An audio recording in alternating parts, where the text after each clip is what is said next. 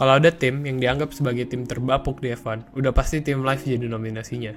Live Racing Engine lahir di F1 tahun 1990. Di musim 90, mereka datang ke setiap balapan. Hampir sih, nggak semua. Tapi bener deh, hampir semusim diikutin sama mereka.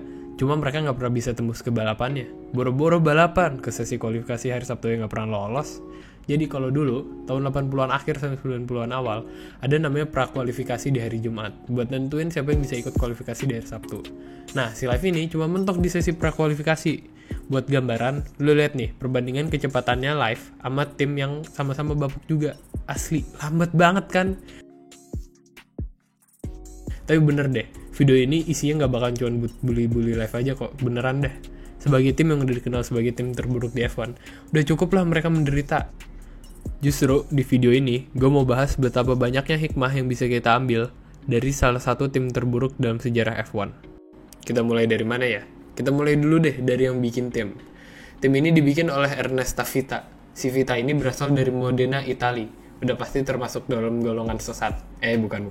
Golongan tifosi maksudnya. Pas Vita masih muda, ya tahun 70-an awal lah, dia sempat balapan di Formula Ford. Soalnya dia datang dari keluarga pengusaha Italia yang lumayan tajir. Kayak pembalap kesayangan kita yang satu itu loh. Tapi sayangnya dia gak seberuntung si Mazepin yang disupport penuh sama bapaknya. Karir balapnya Vita cuma bisa dianggap iseng aja sama bapaknya, dan akhirnya karir balapannya mentok. Tapi yang namanya udah demen sih, ya pengen tetap suatu saat bisa masuk ke F1 lah ya. Gimana caranya gak tahu. Pokoknya pengen masuk ke dunia F1, titik. Nah, baru nih di akhir 80-an, dia ketemu orang dalam buat masuk ke F1. Dia kenal sama yang namanya Franco Rocci. Beliau adalah mantan desainer mesinnya Ferrari di tahun 60-an. Keluar dari Ferrari, Rocci punya ide buat ngenalin mesin F1 dengan konfigurasi W. Padahal yang umum biasanya adalah konfigurasi V. Nah, jadi intinya radikal dan beda banget lah ini konsep mesinnya si Rocci. Akhirnya si Vita dengan modal yang dia punya, dia gandeng tuh si Rocci buat bikin mesinnya. Vita mikir nih kayaknya mesin bisa bakal jadi terobosan spektakuler. Singkat cerita, jadilah itu mesin W-nya. Dinamain W12. Dan mesin itu coba dijualin ke tim-tim F1 di akhir 80-an. Sayangnya nggak laku, nggak ada yang pengen berjudi dengan mesin nggak jelas gitu. Nah, karena nggak ada tim yang mau beli, dia mikir, ya udah dah, gue bikin tim sendiri aja. Biar kasih tunjuk bahwa mesin W12 gue ini hebat. Bahkan dia udah sotoy-sotoyan, mesinnya bakal bisa ngimbangin Ferrari. Langsung deh dia bikin tim F1, dikasih nama Live. Diambil dari terjemahan namanya, Vita ke bahasa Inggris. Vita sendiri artinya life ya, kehidupan. Dengan modal seadanya, Vita cuma punya garasi kecil, teknologi seadanya, dan serba kekurangan. Tapi tetap si Vita nggak peduli, dia pun cari sasis buat naruh mesinnya itu. Adalah, akhirnya nemu nih sasis murmur, murah meriah. Sasis F189, bekas dari project F1 yang nggak jadi. Sasis F189 ini awalnya nggak lolos uji tabrak buat masuk F1. Nah, supaya lolos tes, si Vita nge-hire Gianni Marelli, mantan orang Ferrari juga, sama kayak si Rocky, buat ngutak-ngatik sasisnya itu biar lolos. Alhamdulillahnya, lolos tuh sasis. Kasihlah nama sasisnya itu L190. Cuman dengan modal satu sasis, satu mesin, dan hampir gak ada spare part, Vita daftarin timnya buat ke F1. Kalau dulu mah gampang tim privat masuk F1, gak kayak sekarang. Lu bayangin, dia cuma 7 orang kru di timnya, minus pembalap. Kelas intern gue juga lebih banyak. Siapa aja? Ada Franco Scapini, manajer sekaligus pembalap cadangan, Francesca Papa, istrinya si Vita yang juga jadi presiden tim, Maurizio Ferrari, engineer, 3 orang mekanik beneran, Müller, Piazzi, sama Cassoni.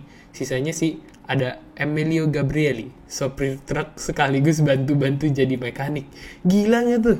Buat perbandingan aja nih ya, Ferrari punya 16 mekanik cuman buat jadi kru pit stop. Nah ini 7 tim udah all in. Jangan tanya lah nanti kalau pit stop kayak gimana. Nah lu bisa bayangin kan betapa hebatnya si Vita dalam memperjuangkan mimpinya. Biarpun seadanya, tapi tetap lu jalanin nih timnya. Bisa jalan ke lebih dari 13 negara. Lu panitia pensi SMA, acaranya aja bisa jadi lebih banyak orangnya. Salah satu hikmah lain yang bisa diambil adalah kemampuan ngemeng alias komunikasinya si Vita ini. Dia bisa loh ngajakin pembalap potensial buat ngendarin kotak sabun dia itu. Goropan pertama adalah Gary Brabham. Gary adalah anak 3 kali juara dunia Jack Brabham. Waktu itu Gary udah punya super license dan kebetulan udah jadi test driver juga di Benetton. Intinya pembalap muda penuh potensi deh. Selain itu, Gary juga punya channel ke bos yang bikin mesin jet, namanya John Judd. Bahkan si Gary nyariin ke Vita buat udahlah pakai mesin jet aja. Soalnya pas dia nyoba mesin W12 ini ternyata bapak banget. Tapi sayangnya Vita nggak mau. Dia kekeh kalau mesin W12-nya ini bisa diandelin dan janji bakal di-upgrade abis balapan pertama di Amerika. Tapi si Gary ngeliat timnya ya gitu-gitu aja, nggak ada perubahan. Di balapan kedua di Brasil, dia inget banget mesinnya mati gara-gara krunya lupa ngisi oli, yang bikin akhirnya mesinnya stall dan berhenti. Udah deh, dia nggak mau lanjut lagi. Dia cabut dari timnya setelah cuma 2 race weekend. Tapi walaupun Gary Brabham cabut, itu nggak bikin Vita kelimpungan. Dia tetap bisa dengan cepat cari gantinya. Nggak cuma sekedar pengganti, malah penggantinya ini lebih oke daripada si Gary. Siapa? Bruno Giacomelli. Udah pengalaman di F1, udah pernah balapan 69 kali. Hitungannya ya udah lumayan senior lah. Pernah di Alfa Romeo, McLaren, dan Toleman. Gak cuma itu, sering cetak poin, bahkan pernah podium juga. Keren banget kan track recordnya. Apa saja di akhir karirnya malah ketemu si Live ini. Ya namanya juga kehidupan ya, alias Live.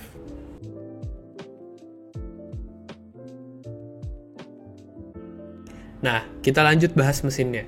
Mesin ajaib itu, si W12, adalah alasan kenapa tim ini ada kan? Seperti tadi gue bilang, umumnya mesin F1 itu pakai konfigurasi V, sedangkan ini pakai konfigurasi W. Dulu, konfigurasi W ini biasanya dipakai di mesin pesawat terbang zaman Perang Dunia, alias si baru. Udah gitu, mesin ini ukurannya gede banget, makanya bodi mobil Live gembung banget. Lu bisa bayangin, kalau sosmed udah ada tahun segitu, abis ini tim jadi bahan meme. Udah gitu, W12 ini emang beneran lambat. Kalau dibandingin mobil lain, mobil Live ini beda 60 km per jam sendiri. Lu jangan bayangin sampai mobil McLaren-nya Ayrton Senna ya, bisa beda 100 km per jam cuy. Tapi hebatnya, W12 ini cuma ngasilin 375 horsepower. Sedangkan Honda yang beda 100 tadi itu, powernya sampai 700 horsepower. Jadi sebenarnya bisa dibilang W12 ini rasio power ke tenaganya ya efisien juga. Tapi tetap aja lambat ya. Oh iya, terus satu lagi nih, suara mesin ini mau gimana juga bisa dibilang original, beda sama yang lain. Mesin ini asli, suaranya kalau dibandingin sama mesin lain ini, mirip sama suara genset. Apalah, nyala, berisik doang. Coba deh lu dengerin.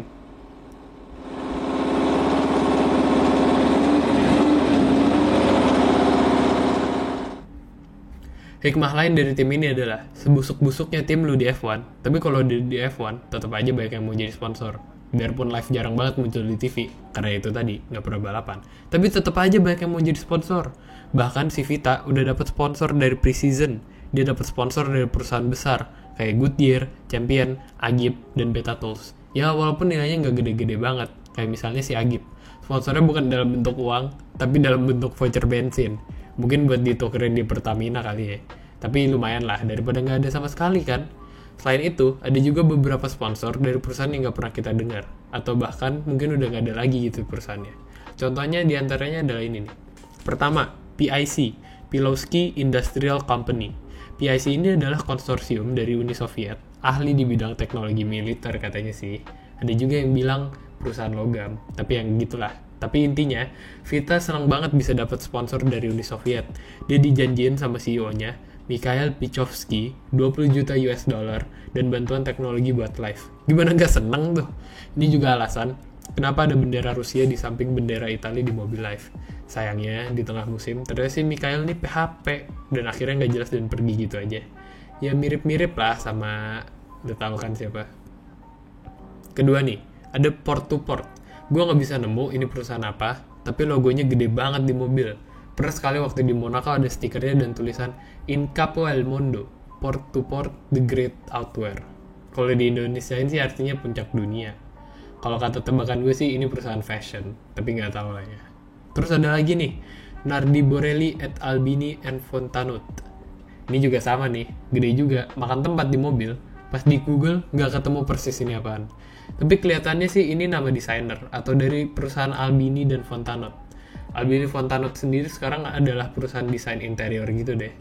Nah, di akhir musim, si Vita akhirnya nyerah sama mesin W12 dan pakai mesin yang lebih benar, mesin jet. Lu bisa lihat kan, mobil bodinya meramping. Karena mesin jet emang lebih ringkas ketimbang W12. Makin mendekati akhir musim, makin banyak sponsor yang nempel di mobil Live dan kebanyakan perusahaannya sekarang udah nggak ada. Kayak misalnya Stipak, Brooks, Negojet, Hydroil, Tau, dan Sol. Lu pernah denger emangnya? Nggak kan? Sama. Nah, ini adalah foto terakhir dari tim Live. Ini pas testing musim dingin tahun 1990. Habis itu Vita kehabisan dana dan dia nyoba jual timnya tapi nggak ada yang mau beli, hingga akhirnya dia harus tutup buku dan bangkrut. Kehidupan emang gak selamanya sesuai sama mimpi kita. Tapi dari live ini kita bisa ambil hikmah kalau lu punya mimpi, kalau lu perjuangin bener-bener, kesampaian kok. Ya walaupun hasilnya bisa bagus bisa enggak, tapi minimal lu gak penasaran sama mimpi lu sendiri. Makasih udah nonton video ini. Kalau lu ada saran buat bahasan tim apa, jangan ragu buat komen. Sampai ketemu.